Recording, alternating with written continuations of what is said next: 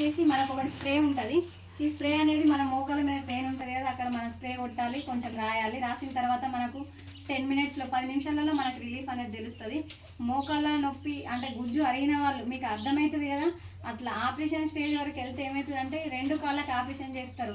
మళ్ళీ ఒక కాలికి వేసుకొని ఇంకో కాలికి మళ్ళీ తర్వాత అంటే ఇబ్బంది అవుతుందని మనం 2 కాళ్ళకి వేసుకొని పడుకుంటే మనకు సేవ చేసే వాళ్ళకి ఇబ్బంది, మనకు ఇబ్బంది. అయ్యో మనం చేయించుకుంటున్నామని. అట్లాంటి బాధ ఎవరైతే పడుతున్నారో వాళ్ళు ఖచ్చితంగా సార్ దగ్గరికి రండి, ఈ మెడిసిన్ వాడండి.